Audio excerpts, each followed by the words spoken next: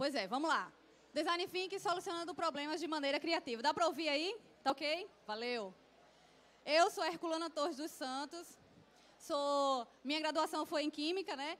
Fiz o mestrado em Ciência e Engenharia de Petróleo. Concluí o doutorado recentemente em Engenharia de Materiais. Atualmente sou professora substituta na Escola de Ciências e Tecnologias aqui da UFRN, que é a nossa Universidade Federal, da área de negócios tecnológicos, tá?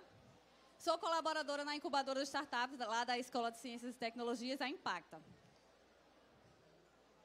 Meu nome é Jonathan Highlander, eu sou campuseiro, já fui a 4 Campus Party, fui palestrante na de São Paulo ano passado, sou graduando em Ciência e Tecnologia com ênfase em Mecânica, sou bolsista de Administração na incubadora da Escola de Ciência e Tecnologia, sou cofundador e membro da empresa Júnior de Engenharia Mecânica e Materiais. Bem ocupado ele. Opa! Eu e ele aqui num evento que teve ano passado, que foi o primeiro simpósio de negócios tecnológicos lá da universidade. Design, né? Vamos lá começar. O que seria o design? E vamos ver o que eu consigo fazer pelo barulho lá da super palestra, né? Quando a gente pensa em design, a gente imagina assim, né? Ai, que legal o design desse carro, como é bonito, que carro com design feito, muito bem feito, né? Da mesma forma, quando a gente vê um monumento bem elegante, que monumento, que design bonito desse monumento, desse prédio, alguma coisa assim. Mas só que o design vai muito mais além disso, né? De quando a gente vê uma coisa muito tecnológica. O design pode estar em coisas bem simples. Por exemplo, nessa figura aqui de Homer Simpson, quando ele imagina um shopping, um copo de cerveja. Quando ele imagina isso, você já consegue pensar no design de um copo de cerveja. Todo mundo consegue imaginar um copo de chopp, né? Então, assim, a gente vai construindo o pensamento, que seria a tradução literal do design thinking, né? Construção de pensamento. Da mesma forma, todas as outras figuras. Por exemplo, um vaso. Esse vaso ele tem uma função exclusiva. Por exemplo, uma decoração, mas ele pode servir para guardar as flores. Mas todo mundo, quando vê um vaso, você imagina o design de um vaso como é, né? Resumindo o que Herculana está falando, você imaginar um hambúrguer, um sanduíche. Você não vai imaginar um sanduíche no formato de um quadro. Você já tem na sua mente alguma coisa desenhada, um design. Pois é, e assim para todas as outras figuras. Da mesma forma a camiseta, quando você pensa em uma roupa, você já imagina o design de uma roupa como seria. De uma roupa para criança, de uma roupa para jovem, de uma roupa para idoso. Você imagina na sua cabeça como seria esse design, a partir da construção de pensamento, que você já tem na sua mente. E todas as outras figuras a gente pode levar para esse raciocínio. Mas quando eu mostro uma figura dessa, eu digo assim, eu posso perguntar para vocês, o que seria isso a partir do design? O que seria? Alguém sabe? Rápido? Muito bem, você conhece já a estratégia. Mas alguém pensou naquele coçador de cabeça? Muita gente pensou no coçador de cabeça. Não é um coçador de cabeça. É um espremedor de laranja, é um espremedor de fruta. Você espreme a fruta lá em cima, ele concentra o suco aqui e aqui embaixo tem um copinho e coleta o suco, né? Pelo design da figura, você imagina que pode ser várias coisas. Mas a partir de um design bem feito, eu posso colocar um objeto que tinha uma finalidade exclusiva para outro tipo de finalidade que não tem nada a ver com coçador de cabeça, que aqui no caso é um espremedor de fruta, tá? Até eu errei isso aí. Ela mostrou. Existem 2 tipos de design. O design natural, que é o design, aquele... A gente diz assim, né, que é o design criado por Deus, vamos dizer assim, natural. A gente já imagina como seria, a gente já sabe como é. Por exemplo, um lago ou então uma cachoeira. Você imagina já como seria o design de uma cachoeira, né? Algumas pedras e água descendo por essas pedras, um lago, uma represa. São coisas naturais que você já sabe como é que vai ser. Você não consegue mudar esse design natural, né? Uma cachoeira jamais vai ser diferente de uma quantidade de pedras e uma água escorrendo, ok? Mas tem o design artificial que pode ser diferente de várias formas. Por exemplo, aquela primeira figura é uma tábua de corte normal, que a gente corta frutas, carne, né? Mas essa tábua tem um design bem diferenciado. Ela tem um encosto. Não é quem usa tábua de corte sabe. Quando você coloca uma peça de carne que você faz assim com a faca, a carne faz. Vai também, né? Então nessa daí não vai porque ela tem esse encosto, tá? Aqui é uma cadeira bem diferenciada, né? Que você tem um encosto apoiado na parede. E aqui é um aquário suspenso. Pode ser numa parede ou pode ser num móvel. Bem diferenciado esse aquário, né?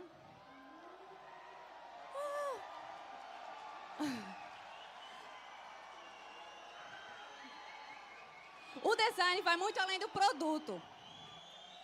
Ó, Para a construção de um produto, a gente tem que construir o pensamento de como vai ser esse produto. É a partir daí que surge a estratégia e a tradução literal do design thinking, que seria construção de pensamento. Quando você tem que fazer um produto ou um serviço, você tem que construir como é que isso vai ser, né? E a partir daí a gente pode ter várias estratégias para poder lançar um produto através da construção de pensamento de como ele vai ser e quais são as finalidades que ele vai cumprir e se vai atingir os objetivos que você está querendo. E para lembrar, essa forma de construção que a Herculana está falando, a gente tem que utilizar muito a criatividade, tem que vir muito da criatividade de cada um. Muito bem. Aí, a partir daí, da parte de criatividade, né, a gente pode relacionar a seguinte coisa. Não se constrói soluções sozinho, porque eu penso em uma coisa, Highlander pensa em outra, vocês pensam em outra, e aí a gente junta tudo isso e constrói um pensamento em várias direções. Diferente de eu conseguir uma estratégia em uma única direção, eu posso seguir várias através da colaboração de todos. Lembrando dessa colaboração, eu lembro de uma simples história que me contaram uma vez. Que um filho estava tentando tirar o guarda-roupa do seu quarto de lugar, trocar porque não estava gostando. E o pai dele estava olhando esse esforço que ele estava fazendo para retirar esse guarda-roupa. E usou todas as forças e não conseguiu. Ele fez, pai, eu estou tentando tirar esse guarda-roupa, mas eu estou usando todas as minhas forças e eu não estou conseguindo tirar ele do lugar. Aí o pai dele fez, você está usando realmente suas forças? Aí ele foi responder. Aí ele respondeu, tô. Aí o pai dele fez assim, não, você não está usando suas forças, você ainda não me chamou para lhe ajudar. Tipo, a colaboração é uma ferramenta muito importante nessa parte. Né? Bem prático esse exemplo, né? Você não usou todas as suas forças. Mas ele imaginava que tinha usado todas as forças. Mas tinha outra estratégia que era bem simples, que era chamar o pai. Introduzindo esses conceitos de construção de pensamento, a gente precisa saber do que as pessoas precisam. É diferente eu ter um produto, desenvolver um produto para uma necessidade minha, e quando eu coloco ele no mercado, ele não vende, não tem sucesso. Por quê? Porque eu não sei do que as pessoas precisam, eu sei do que eu preciso. E isso é falho. A gente tem que ter na nossa cabeça que quando você define alguma coisa, que você vai fazer um produto ou serviço, você tem que saber para quem você está fazendo isso, né? Se as pessoas realmente precisam disso, tem mercado para isso, né? E como é que você fica sabendo disso? Quando você se coloca no lugar da outra pessoa. Aqui é uma ilustração de um bebê calçando sapato. Você imagina um bebê com um sapato desse? Claro que não, né?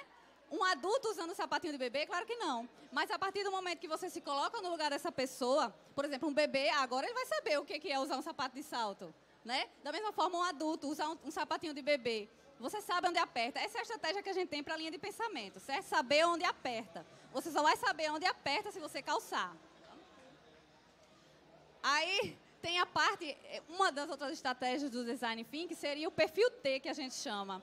Porque antigamente, a gente quando terminava a faculdade, era o único profissional, né? Quem é um pouco mais antigo vai ter aquele pensamento assim, eu vou ser um advogado. Pronto, você vai ser um advogado. Eu vou ser um engenheiro. Ok, você vai ser um engenheiro. Mas hoje você tem que ser um engenheiro que sabe projetar, um engenheiro que entende de programação, um engenheiro que entende de gestão de pessoas. Então tem que ser um engenheiro interdisciplinar, certo? Hoje, antigamente você era o único profissional. Hoje, a interdisciplinaridade tem que existir, né? E a partir daí, o Design Thinking identifica muito isso.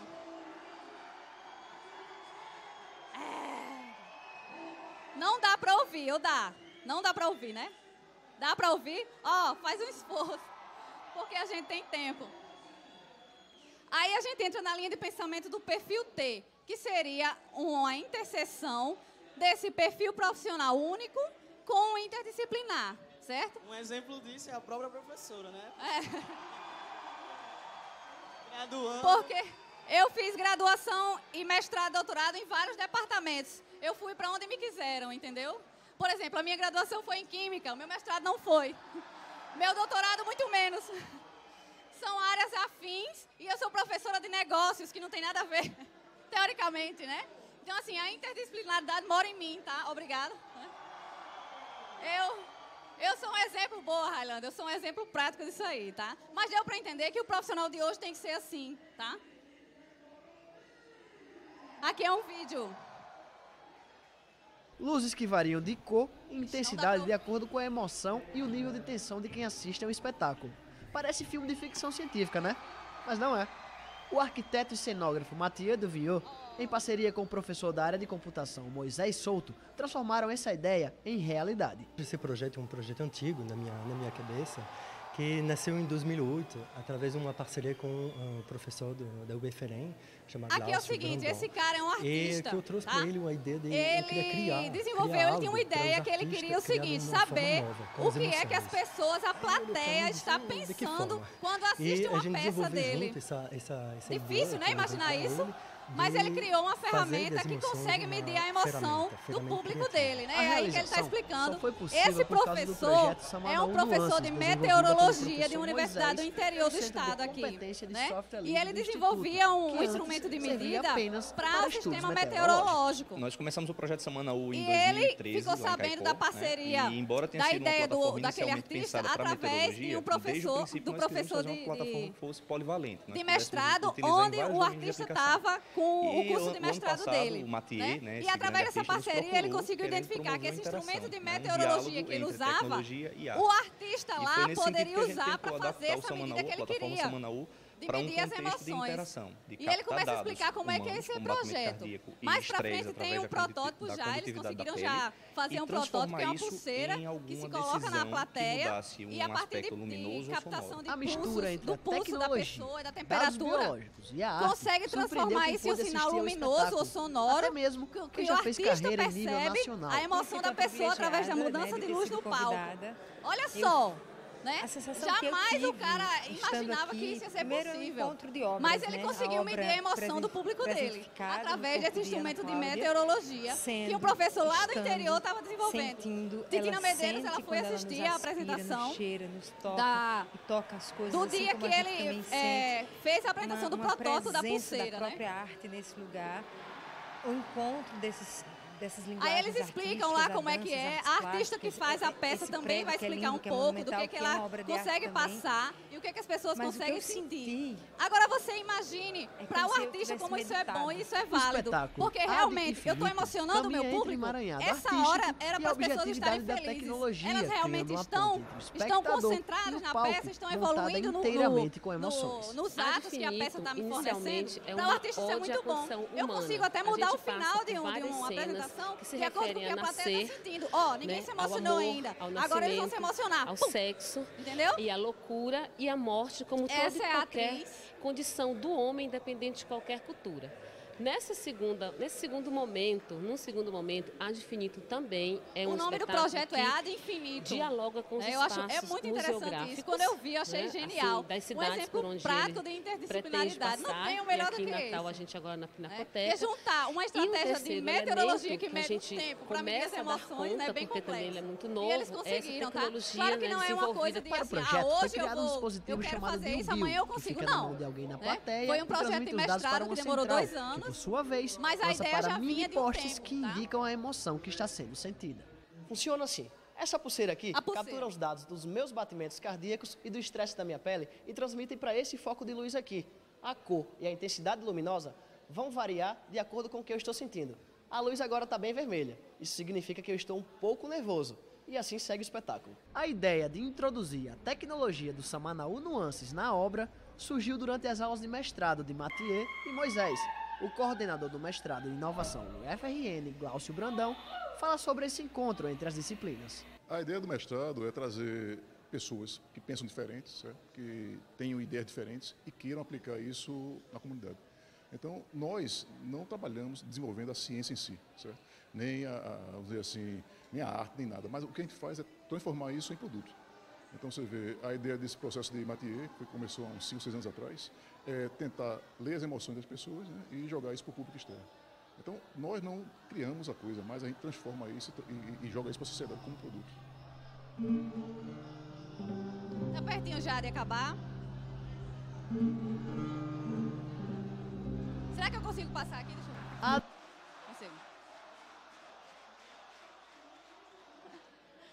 O ambiente é importante? Você acha que, por exemplo, quando você vai estudar, tem pessoas que conseguem estudar em casa, tem pessoas que não conseguem. Precisam ir para um ambiente que favoreça isso, uma mesa confortável, uma cadeira confortável. A sua cama não, a minha cama não serve porque eu durmo, né? Eu tento, mas eu digo, não, eu vou só me deitar aqui porque fica mais confortável. Não funciona. Eu tenho que estar em um ambiente bem iluminado. Né? Pode ter até pessoas, mas tem que ser aquele ambiente que me lembra a universidade. Né? Aqui é um gifzinho, mas acabou que ficou como imagem, mas é mostrando justamente essa situação. Será que se esse cara ele quer estudar, ele tivesse no lugar dele lá na universidade, ele conseguiria realmente atingir o objetivo? Ou em casa ele ia conseguir? Tem gente que consegue, né? Mas o ambiente é importante, todo mundo concorda que é? Um exemplo de ambiente também é os espaços que estão criando hoje os empreendedores. Os espaços chamados coworking, que é onde as ideias estão saindo mesmo do papel. Tem outro videozinho, ele tem legenda esse vídeo, ainda bem. Deixa eu voltar, é nesse.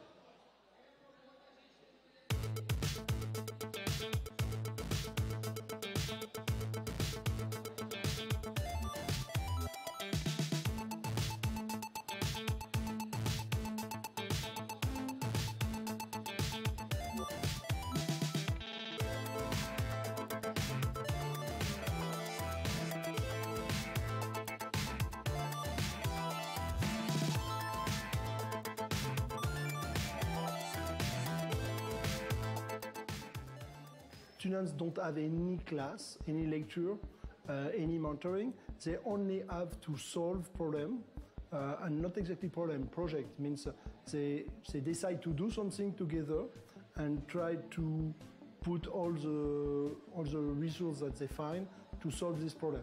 We have a pedagogical team which makes project challenges. We have companies giving challenges, giving project to students, and in this case, some of the students are paid for this. And we also have a lot of students who are hired by companies during the education process. Here in 42, we take students without any academic background. So we have students, right now you have 40% of students who don't have high school graduation.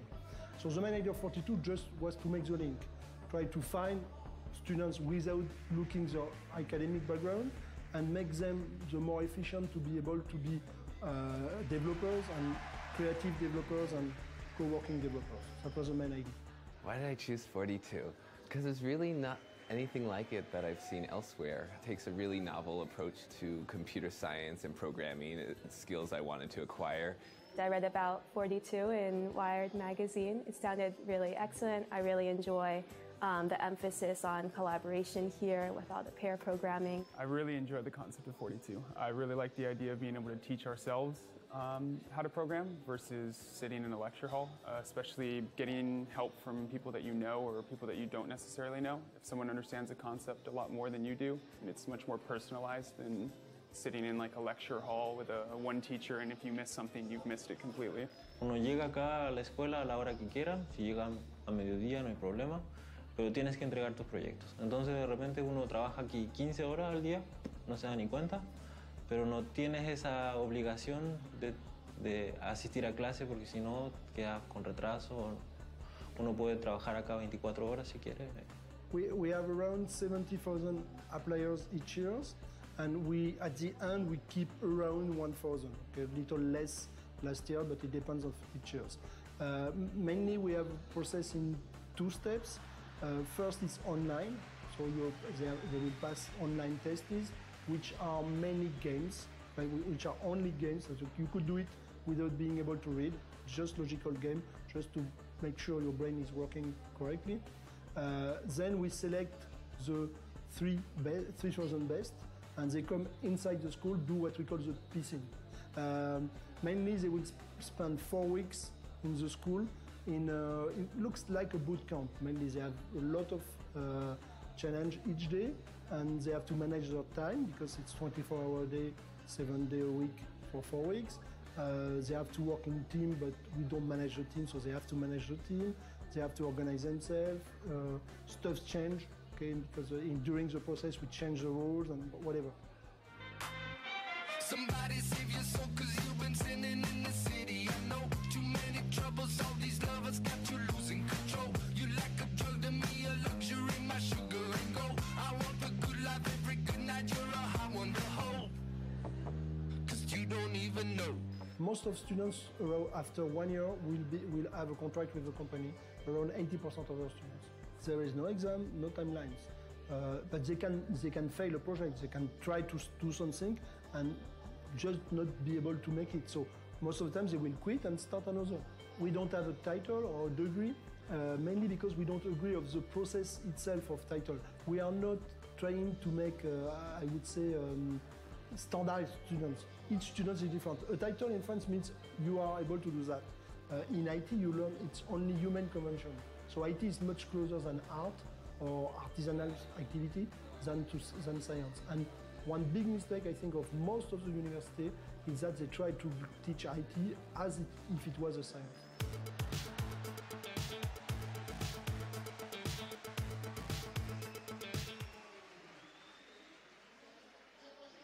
Quando a gente vê uma coisa dessa, a gente imagina, o ambiente faz diferença? Será que se eu estivesse inserida numa universidade dessa, será que eu viraria um profissional de sucesso? Ou eu vou conseguir virar um profissional de sucesso dentro de uma universidade que eu tenho que cumprir tantos créditos de tantas disciplinas, eu não tenho liberdade nenhuma, né? O ambiente me favorece de uma forma, eu tenho que aproveitar isso. Nessa universidade, então assim, veja que a educação está mudando, né? Nós estamos já vivendo essa realidade, onde as pessoas são responsáveis, né? Hoje a gente tem um perfil, eu sou professora, eu posso dizer, e alunos assim, um pouco dependentes da gente, que esperam a gente dizer, faça isso, faça aquilo, né? Lá não, já estão naquele perfil assim, bem independente. Não, eu quero isso, eu vou seguir isso, eu posso fazer isso. E assim faz, né? E eu acho massa esse exemplo, porque no final ele diz assim, existem desafios que realmente os alunos não conseguem cumprir, mas eles podem, a gente chama de pivotar na área de inovação, mudar e resolver outro tipo de desafio, tá?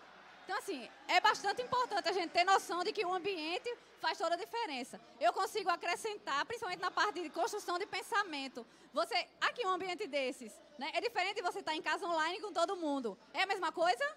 Não é. É muito diferente. Então, é isso que a parte do Design Thinking tem essa estratégia também de dizer que o ambiente que você está inserido faz toda a diferença na construção de pensamento, tá? Quer falar disso aí? Essa ferramenta, ela, hoje em dia, os estudiosos dessa ferramenta utilizam esse método de Double Diamond, que é 2 diamantes, onde ele tenta inserir todas as ideias, jogar aquele todo rascunho para fora, para chegar num produto final, o que se deseja, a solução do problema. E são 4 fundamentos iniciais e principais, né? Descobrir, definir, desenvolver e entregar. É tudo o que você tem que fazer para construir alguma coisa, principalmente em relação ao pensamento. Tá? Então, assim, quando é que você começa a fazer isso?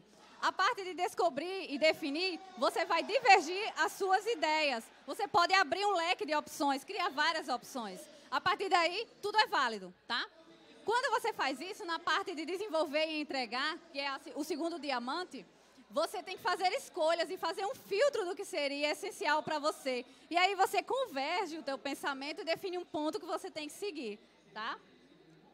E aí você tem os pilares do Design Thinking, que são 3 pilares principais. A gente vai falar de cada um deles. O pilar da empatia, que é o principal, para mim, o principal é o pilar da empatia. Porque quando você desenvolve a empatia, você como cidadão, como pessoa, você consegue levar isso para a sua vida profissional, sua vida amorosa, sua vida em todos os sentidos, tá? Então, como seria esse pilar da empatia? A empatia seria aquela estratégia de você se colocar realmente no lugar da outra pessoa.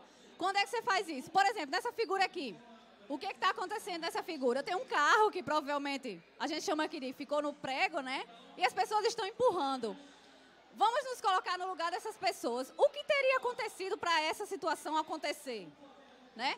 Não precisa, a gente não consegue fazer a interação pelo barulho, mas assim, eu tenho certeza que se eu perguntar alguma coisa aqui, alguém vai dizer, essas pessoas estavam todas dentro do carro, o carro quebrou, todas desceram para empurrar.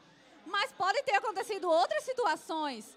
Sei lá, outras 2 pessoas estavam passando na rua, elas não estavam dentro do carro.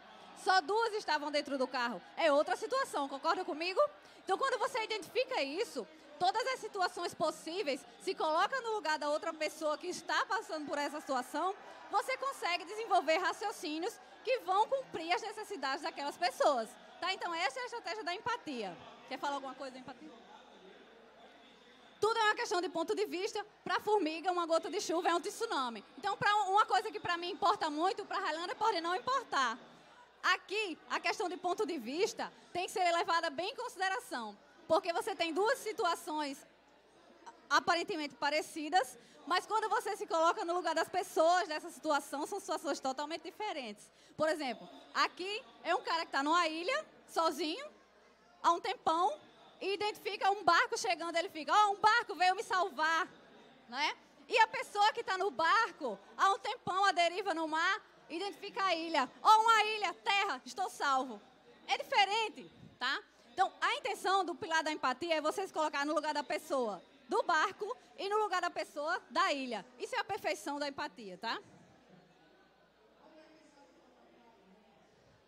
Pode falar. Colaboração. O que falar da colaboração? Acho que também, fora da empatia, é uma das ferramentas, dos pilares mais importantes que tem dentro do Design Thinking, que é onde você vai ter a troca de ideia, aquele debate, aquilo que o que você sabe, você pode repassar para outra pessoa, que aquilo que a outra pessoa sabe, possa repassar para mim. É uma troca de aprendizado, um debate entre ideias, um confronto. E assim você tem a colaboração de pessoas mais experientes com pessoas menos experientes. Todo dia eu aprendo com os meus alunos, que são crianças, né? E assim, eu acho isso fantástico, porque eles chegam com cada exemplo para mim que eu digo, nossa, eu não sabia disso. Isso é bom. E assim eu cresço como profissional, né? É impossível que uma única pessoa tenha tido as melhores experiências sobre todas as circunstâncias para um tipo de problema específico. Toda ideia inovadora, de fato, é fruto de maturação de diferentes perspectivas compartilhadas, somadas e multiplicadas em uma solução comum. Então, aqui no pilar da colaboração, a gente consegue relacionar com aquele vídeo da universidade, onde está ali todo mundo a todo momento trocando ideia, todo mundo a todo momento trabalhando e desenvolvendo alguma coisa para solucionar os desafios que foram propostos àqueles alunos, tá? Deu para relacionar o pilar da colaboração com aquele vídeo, né? Tem outro pilar, o pilar da experimentação. Esse pilar, experimentar as situações, nos permite descobrir novas formas de criar soluções, evitando grandes erros, à medida que vamos compreendendo os pequenos erros e consertando constantemente. O que acontece aqui? No pilar da empatia, você se coloca no lugar da outra pessoa e imagina situações que aquela pessoa passou ou problemas que aquela pessoa pode vir a passar. No pilar da experimentação, você realmente calça o sapato de fato. Você realmente passa por aquela situação da mesma forma que a pessoa passou. Então é diferente. Mas quando você realmente passa, aí você vai ver que você pode eliminar grandes erros que você tinha imaginado no pilar da empatia, tá? E isso é uma estratégia muito boa, porque às vezes a gente desenvolve um produto jurando que aquilo vai resolver um grande problema lá na frente. Na verdade é um grande erro quando você experimenta, tá? Se você fizer isso antes, você já tem chance de ter sucesso maior, porque você já experimentou, já viu que deu errado, e aí você evolui só com as coisas que deram certo. Aí são os 3 pilares da empatia, da colaboração e da experimentação. Aqui seria o círculo da inovação, né, que a gente chama do Design Thinking. É um círculo porque se você errar em alguma das ferramentas, você tem que voltar e começar tudo de novo, tá? O primeiro aqui do azulzinho é o pilar do entendimento, né? Quando você cria a empatia, quando você define as ideias, aqui você pode divergir o leque de opções, tá? O segundo pilar é o da exploração. O segundo pilar não, desculpa não confundir, né? A segunda estratégia é a estratégia de exploração, de ideação, onde você vai criar as ideias para resolver aqueles problemas. A parte de prototipação, onde você pode criar os protótipos, os MVPs que vão te ajudar a concretizar aquela ideia. E o pilar da materialização, que é onde você vai testar realmente e você pode implementar lançando isso no mercado. Quando dá errado alguma coisa, você tem que começar com o pilar da empatia de novo, tá?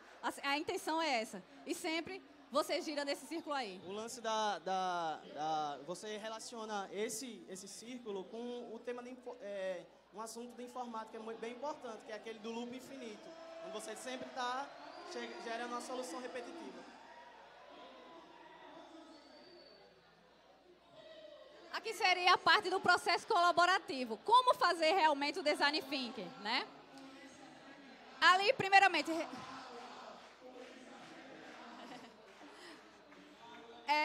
ali, respeite os momentos de abertura e de fechamento. Então, é interessante, principalmente no começo de uma reunião, no começo de um brainstorm, que a gente chama de tempestade de ideias, você saber o que você vai começar no começo e não começar o começo com o final, tá? Então, é importante você saber isso. Procurar ser sempre visual é uma estratégia genial. Porque, vou dar um exemplo. Eu tenho a seguinte condição. Eu tenho um problema. Eu tenho um problema. Qual é? Eu preciso definir alguma coisa para um objeto. Sabe qual é o objeto? Um elefante branco com bolinha rosa. Todo mundo imaginou um elefante branco com bolinha rosa. Mas eu tenho certeza que alguém imaginou ele com a orelha grande, com a orelha pequena, ele gordinho, ele alto, sei lá, com um sapato. Ele estava com roupa, né? Então são vários tipos de elefantes brancos com bolinha rosa. Mesmo eu tendo dito a você que eu queria um elefante branco com bolinha rosa. Cada um pensou em um. Se a gente fosse desenhar, ia sair um montão de coisas diferentes. Então, quando eu quero definir uma única coisa, é importante eu te mostrar como seria esse elefante branco com bolinha rosa, tá? Que aí você vai construir um pensamento em cima daquilo que eu quero realmente, né? E Ergoan, valendo lembrar também que nunca desconstruir a ideia do outro. Deixar essa ideia ser sempre válida, nunca descartar a ideia. E ser claro e objetivo, né? Para não confundir muito e a gente assim acaba não avançando. Aqui seriam as outras estratégias de realmente como a gente vai fazer, né?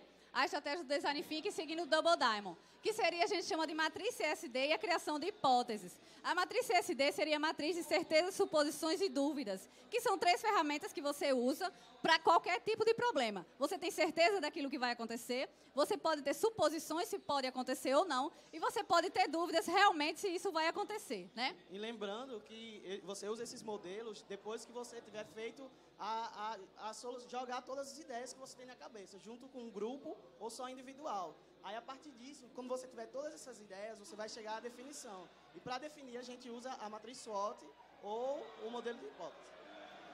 Eu prefiro começar com o modelo de hipótese.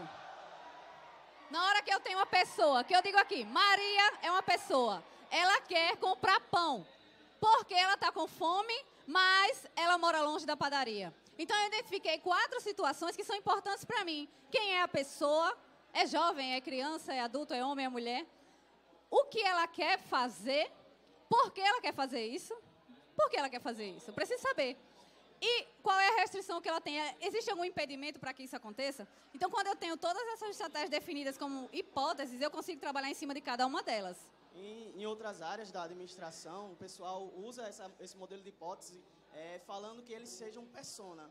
Para uma empresa, um persona é você listar todos esses requisitos que a Herculana falou para a definição de uma empresa, de um futuro, como é que eu posso dizer, de um futuro cliente para a sua empresa. Aqui é a matriz CSD, a gente faz as certezas, as suposições e as dúvidas. A parte do desenvolvimento. Aqui a gente está divergindo novamente, ali acompanhe no Double Diamond.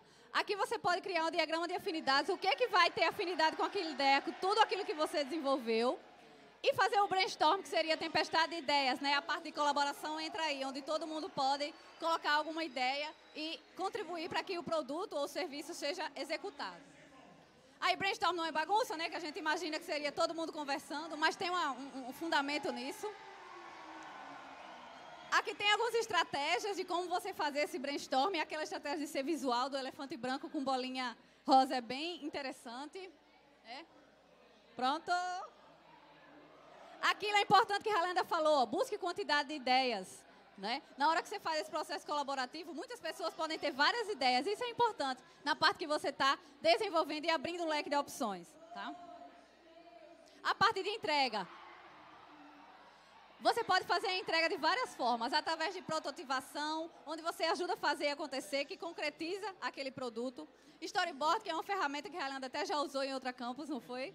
E a maquete, que você consegue mostrar realmente como é que seria aquele produto que você está desenvolvendo. Ferramenta não é o que importa, porque você tem várias, a gente já mostrou algumas aqui. Uma mudança de perspectiva a gente espera que tenha gerado em vocês aqui, né? A partir da estratégia de Design Thinking, a gente consegue levar isso para todos os pilares da nossa vida, né? Principalmente o pilar da empatia, tá? Então, aí aqui a gente tem um videozinho bem interessante que a gente pode mostrar. Você quer falar mais alguma coisa? Sim, lembrando também que essa ferramenta, você não usa ela só para definição de problemas empresariais, você pode usar ela para problemas relacionados à sua vida. E eu acho bem importante que a gente pode utilizar isso em diversos cantos, em diversos lugares. Verdade. É um videozinho, querida. Empreendedor do amanhã. A grande maioria das pessoas são medianas. Nem todos os indivíduos são ruins. São poucos os que realmente são fracos ou inexpressíveis. A grande parcela da humanidade está no caminho do meio. Está na média. Não são simplórios, não são desprezíveis, não são irrelevantes. Porém, todavia, estão longe de ser destaque. Estão longe de ser grande, de ser notado, de ser referência, longe de ser exemplo e de ser lembrado pelo que faz. A grande parcela da sociedade se contenta em passar os dias na filosofia do deixa a vida me levar. Se contentam ou se conformam em ser apenas mais um, sem pretensões, sem sonhos, sem metas ou grandes expectativas. A grande maioria não pensa em fazer a diferença. As maiores conquistas e feitos da humanidade foram realizadas por uma minoria de indivíduos que fazem a diferença.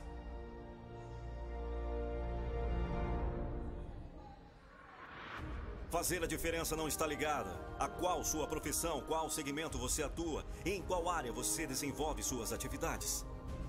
Fazer a diferença não quer dizer que ser jogador de futebol seja melhor do que ser um operário, ou ser médico seja melhor do que ser motorista de ônibus. Fazer a diferença é se destacar não importando o meio em que você está inserido. Fazer a diferença é não ser mais do mesmo, não ser medíocre, mediano. Você, como indivíduo, pode fazer a diferença. Um sábio certo dia disse: não importa se a vida não lhe deu as melhores oportunidades, mesmo que você seja um honroso coletor de lixo. Seja destaque entre os coletores, seja diferente, seja aplicado, seja determinado, seja referência entre seus amigos, seja reflexo do que eles querem ser. Seja eleito para o prêmio de melhor coletor do mês. Faça diferença no meio que está inserido. Busque mais, se capacite mais, se concentre mais. Não se conforme a uma realidade imposta pela mídia ou pela sociedade. Você pode fazer a diferença, você faz a diferença. E só depende da pessoa que você olha no espelho todos os dias. Não somos apenas mais um no meio da multidão, na média. Nós fazemos a diferença. Somos empreendedores do amanhã.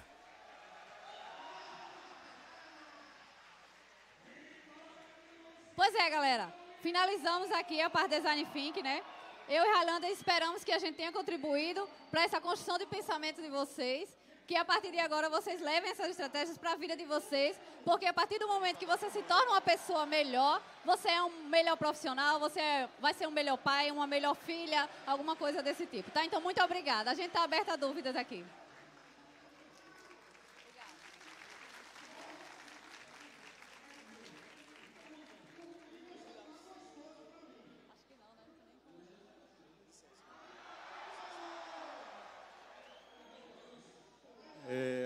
Parabenizar pela palestra, excelente. E eu acho que a gente vive no mundo de conexões, né? Vocês mostraram o vídeo aí. Eu conheço dois personagens aí principais, professor Glaucio, da Impacta, e professor Moisés, lá do IFRN. Eu sou do IFRN também. Que legal! Aí a dúvida que surgiu é o seguinte, eu conheço um pouco do projeto Samanaú. Essa parte de fazer a medição sensorial das pessoas no espetáculo, já foi uma pivotagem da ideia inicial e ele está colocando isso para frente, ou é algo que antecede? Porque eles tiveram no IFRN a oportunidade de fazer um contrato de transferência de tecnologia, né, que gerou um ativo de propriedade intelectual. Isso também virou uma empresa lá, a Coyote. Só que a Coyote foi desligada da incubadora por razões mais... Eles não tinham como fazer o hardware, né? Um projeto do professor Moisés, você está falando. O projeto Moisés. E aí tinha um aluno, um bolsista, passou muito tempo e foi a pessoa cotada para compor a empresa, a spin-off lá na incubadora Natal Central. Aí a minha dúvida foi essa, isso aí já é uma coisa mais recente, você sabe dizendo, que eu fiquei curioso agora. Pois é, você fala da estratégia da pulseira de medição, né? Foi bem recente, ele inclusive defendeu o mestrado dele com essa ideia, tá? Mas ele já tinha essa ideia em mente, só que ele não tinha como fazer. Né? A intenção minha aqui de mostrar esse exemplo foi a interdisciplinaridade, de você juntar o projeto de meteorologia, que a gente imagina que não tem nada a ver, que mede o tempo, né? Com um instrumento de medição de emoções. Né? Mas, assim, que eu saiba, ele defendeu o doutorado recentemente com esse projeto da ideia de medir as emoções, certo? Na UFRN, não é no IMD, na Impacta. Né? No mestrado profissional de inovação da ECT. Não é no IMD. Porque o IMD seria só a parte de informática, de processamento de dados, essas coisas.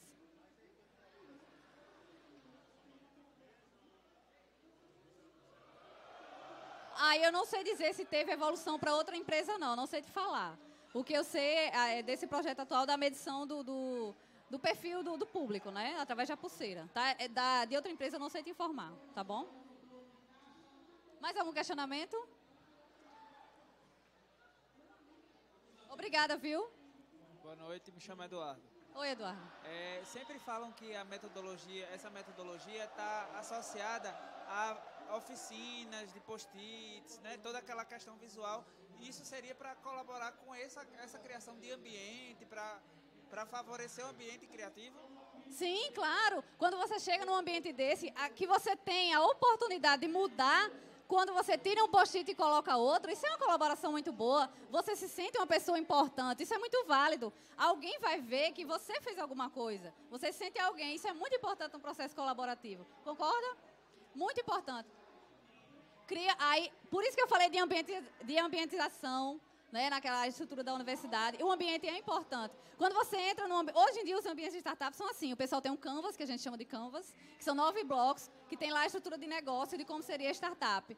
E aí você tem post-its a todo momento tirados, colocados, né? O pessoal muda, conhece? O pessoal muda. Aí eu tenho uma aluna que diz assim, professora, eu tenho um Canvas no meu quarto. Eu acho o máximo ficar colocando a todo momento novas informações. Isso é bom, o processo colaborativo acontece dessa forma, certo? Nós temos mais 4 minutinhos. Mais alguma coisa? Respondi sua pergunta? Respondi a sua também?